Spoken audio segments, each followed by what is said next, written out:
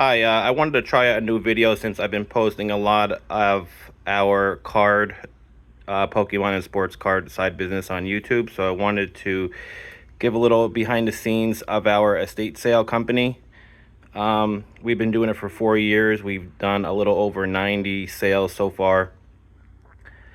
Now this video is being taken the day before the sale, and I'll post it after the sale, just a couple days. So if it wasn't for my wife, I probably wouldn't be able to do this because she's really good at setting up in a really quick time frame, and she does it really well.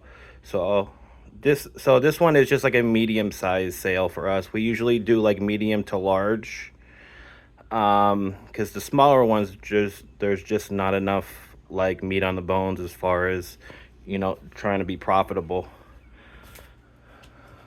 So here in Pennsylvania, like, furniture doesn't do too well. Today I have to finish. My wife usually prices all the small things, and I come through at the end and price some of the furniture. Just to give you an idea what's at a typical sale in Northeast Pennsylvania.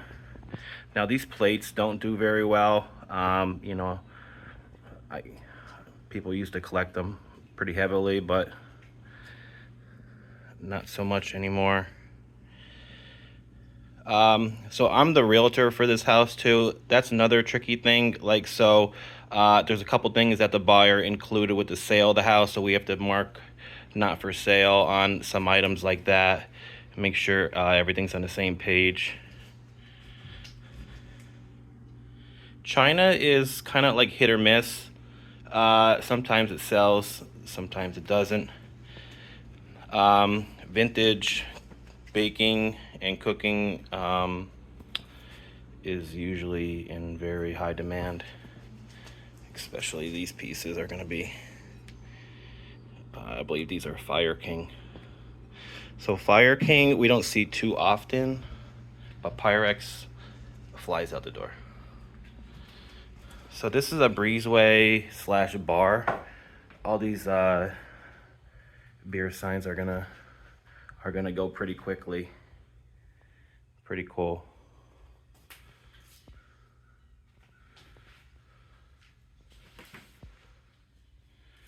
I love this vintage stain light here.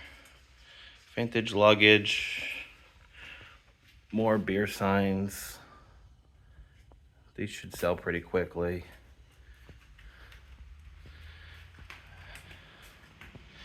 And there's one piece down here that's really neat. So this is an actual vintage payphone.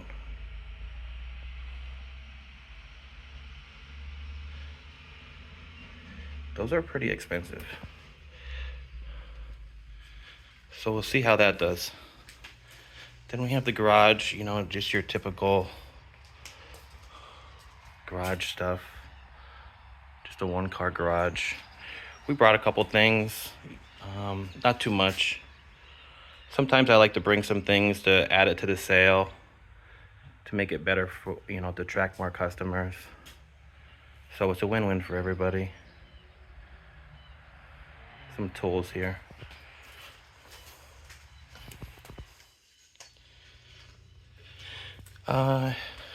This piece is really cool. Still on the fence of as far as pricing. Feel free to make a comment. Let me know what you think this should be priced at. Some garbage we have to take out in the morning. These chairs go with the dining room table. That's for sale, but the red furniture, stools, and the white patio furniture is included with the house, so I have to put not for sale on those.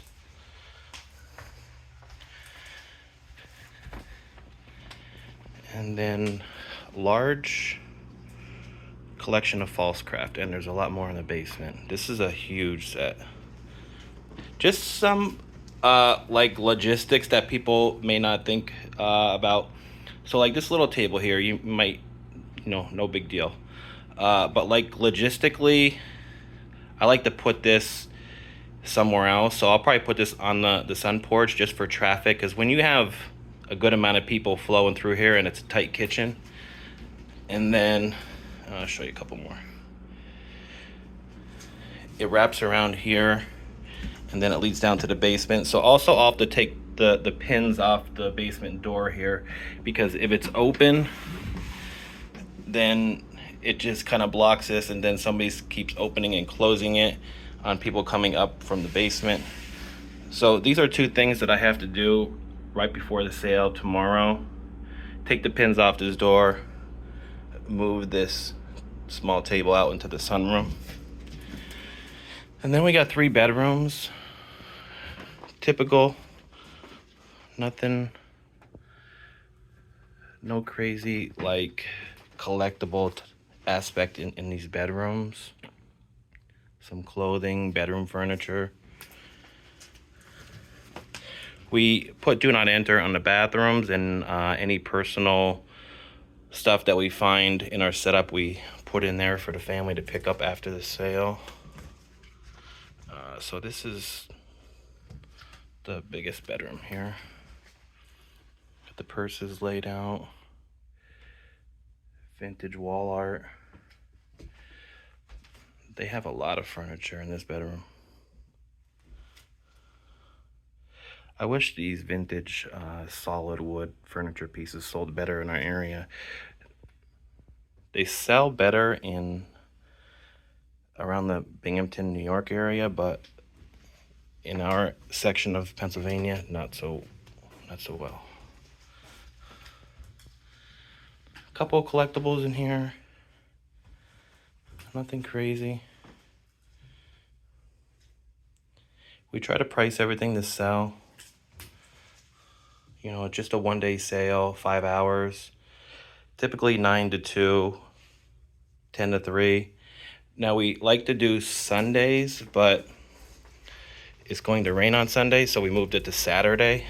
We usually try to make that decision on Tuesday or Wednesday, because the checkout table is outside, and you know, if you have like 20 people checking out, we prefer everybody to be dry.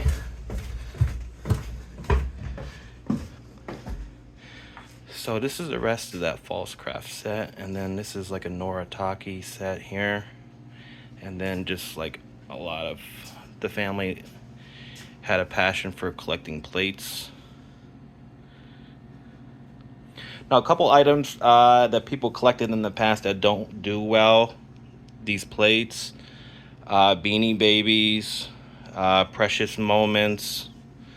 Those are just some items that we see that, you know, people in the past have collected, but they just don't do too well these days. So some areas we handle differently as far as pricing and setting up.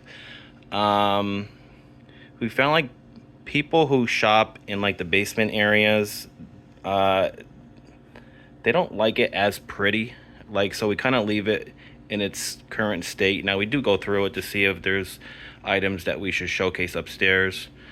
And we do leave a lot of this unpriced, because a lot of these people that like to shop in the basement, they like to make a pile and then price the pile.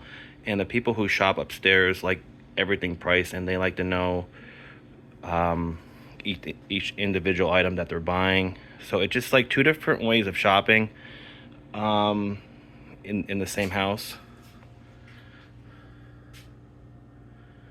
So just a lot of like vintage cookingware, tools. Like, people are gonna probably spend a good 45 minutes at least digging through for the tools. A lot of crafting, canning. I really love these vintage style tables and stools. Let's see, more crafting, jars, crafting. Definitely a lot of crafting stuff here. People love those vintage sleds. And you know what's also These vintage phones. I bet this orange one sells very fast.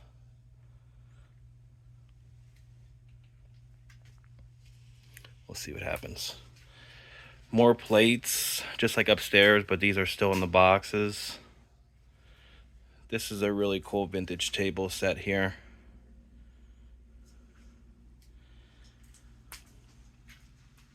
More crafting. These are, just vintage dresses or jackets that the family, maybe seasonal, that they stored away. And just random things throughout. I think this is going to be a nice medium sale. Treadmill, those are hit or miss. So I'm happy that we're gonna do it on Saturday, avoid the rain. Our sale is in a pretty good area, so that should help bring more people, because that does matter. And parking. People might not put much thought into parking, but parking is big. So we like to make sure that, if we're taking the house, that there's parking. If there's not, we like to try to put a game plan, because you could really upset the neighbors if you're blocking driveways. If it's on a busy street and there's only a really small shoulder. I've seen some sales where their customers get tickets from cops. So there's a lot to think about that you may not think goes into the process. And we try to do this fast. So we're doing a sale almost every single weekend. And this is our second business. The first business is a real estate company, and then this is number 2. Number 3, if you watched any of my YouTube videos so far, it's sports cards or Pokemon cards. As you know, in this day, you can't just rely on one business. Everything's so expensive. You kind of have to have a couple of side businesses. So these kind of all go together. So let me know if you like this type of behind the scenes before the estate sale day type video. If you have any comments, or if there's anything that you want to see more, from the estate sale company side, let me know. And thanks for checking out.